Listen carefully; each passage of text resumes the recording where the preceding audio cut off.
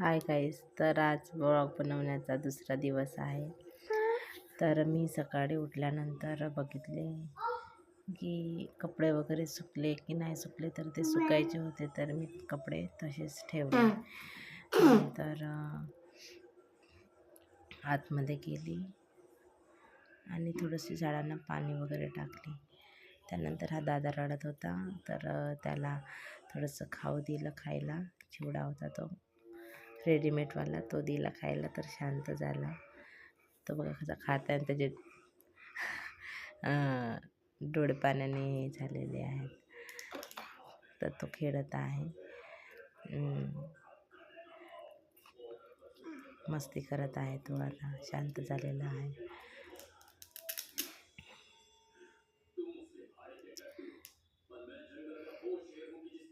त्यानंतर इकडे नागपूरला असं बादल बादल आहे पूर्ण.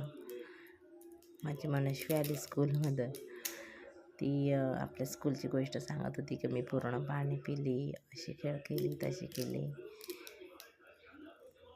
ती आली, कपडे वगैरे चेंज करून फ्रेश झाले. नंतर मी बाहेर मागच्या साईडला पण बघितले की वातावरण कसं आहे.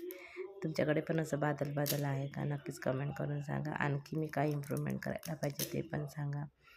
आणि आज मी पत्ताकोबीची भाजी वाटाणे टाकून बनवले, वरण, भाजी, पोळी, भात बनवलेलं होतं. आणि हा माझा पसारा असाच पडलेला आहे. दूध गरम करायचं होतं माझं. सायंकाळ झाली, लाईट लावला. सायंकाळची झाडझूड करत होती, तोपर्यंत दादा झोपलेला होता. दादा उठेपर्यंत मला सगळे कामं आवरून घ्यायचे होते. ही मनस्वी अशी मधामधामध्ये येत आहे. आपली झाडून काढत होती मी सायंकाळची.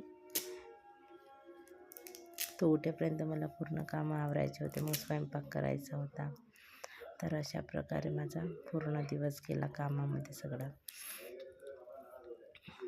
तर कसा वाटला हा ब्लॉग नक्कीच कमेंट करून मला सांगा. आणि मी आणखी काही इम्प्रूव्हमेंट करायला पाहिजे ते सुद्धा सांगा. चॅनलला सबस्क्राईब करा, एवढीच मी विनंती करते.